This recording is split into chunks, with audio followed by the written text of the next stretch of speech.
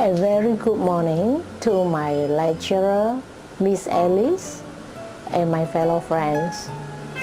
I am Wong Eng Leong, currently taking up the course Foundation of Early Childhood Education, Early Learning and Environment.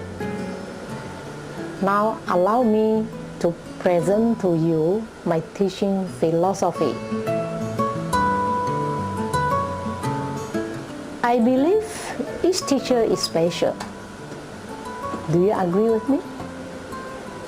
In this world, you cannot find two teachers who are alike. Even a pair of twin teachers differ in thinking and teaching style. Due to these differences, I would say all teachers can teach, but not everyone can deliver good teaching. It is important to acknowledge that a teacher's professional identity affects his teaching performance.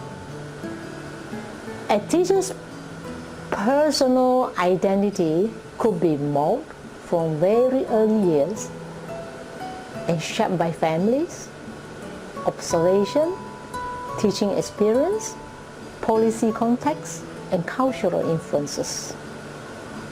So here, I will be discussing on my own teaching philosophies based on my personal belief and experience of bringing out my own children.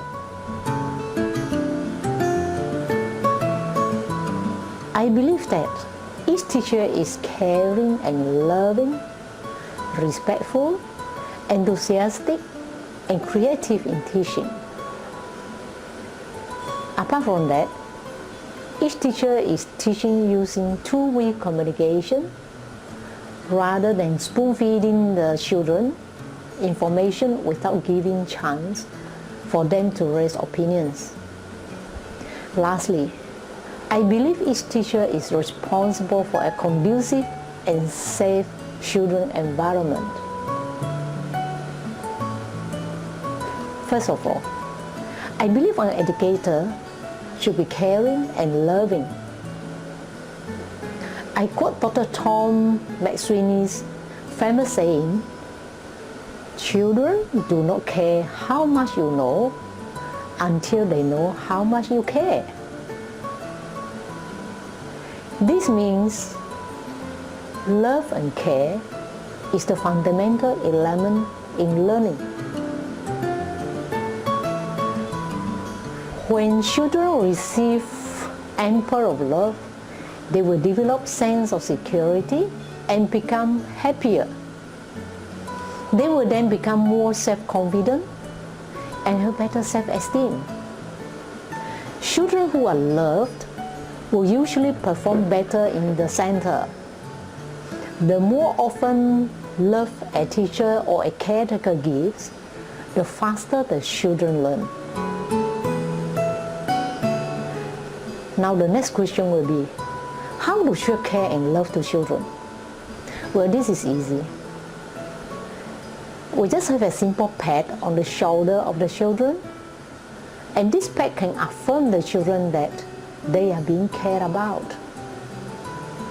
Besides that, complimentary good knocks such as, "I like the way you talk politely just now," and "You have done a good job because you lent a pencil to your friend just now." And this type of talking should be practiced always among educators or the caregivers. Next is being respectful. As an early childhood educator, I believe in respecting every child as a unique human being. As young as infants, each child has his or her own rights and freedoms, especially in decision making. An early childhood educator has to respect the child by allowing enough time and space to develop and explore without unnecessary stress or intervention. Paying respect to the children can be as simple as speaking clearly to the children and have an eye-level contact with the children. Don't look at other places when you are talking to the children.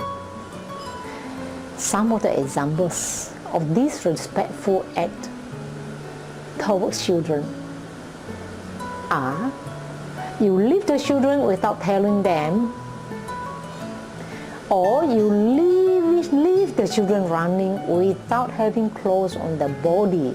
This is rude, and the children will not like this type of action.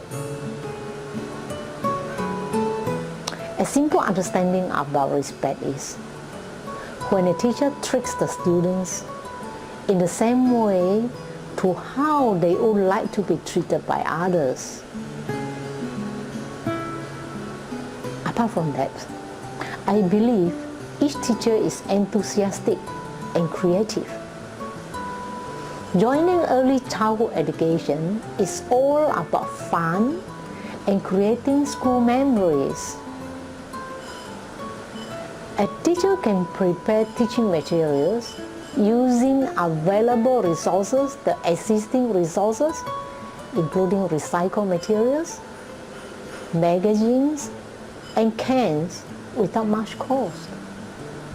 By encouraging students to participate, children will not only learn in a fun way, but also value the importance of conserving our mother nature.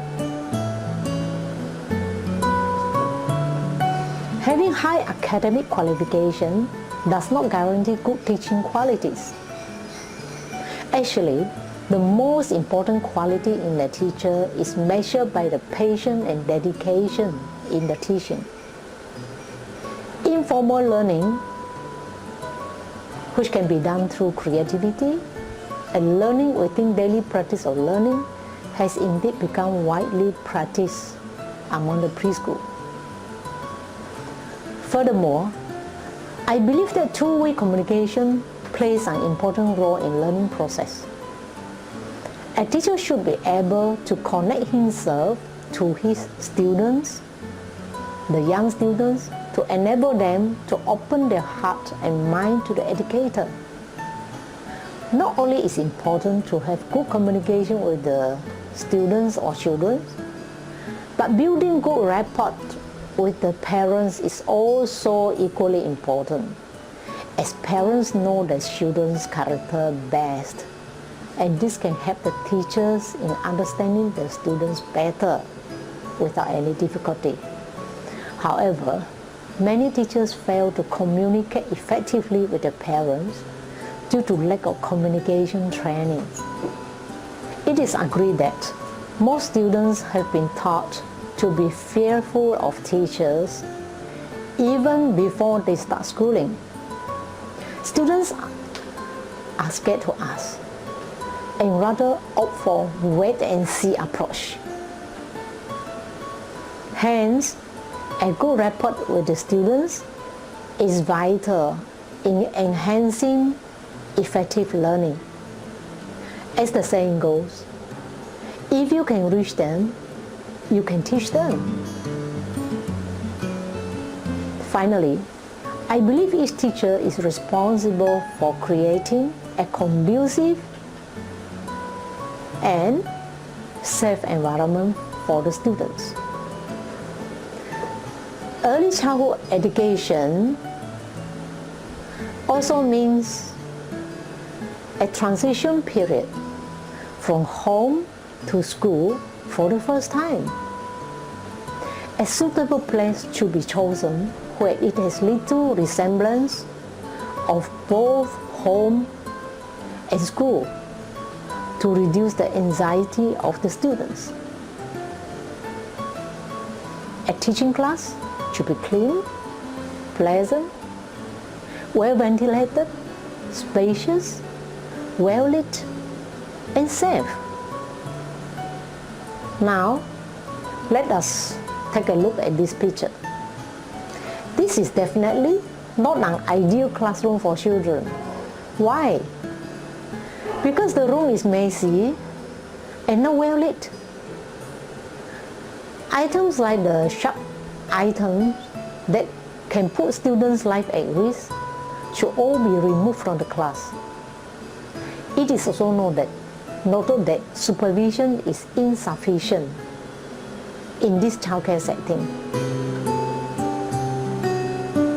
Toys appropriated for age should be incorporated to develop the sensorimotor learning development of the students.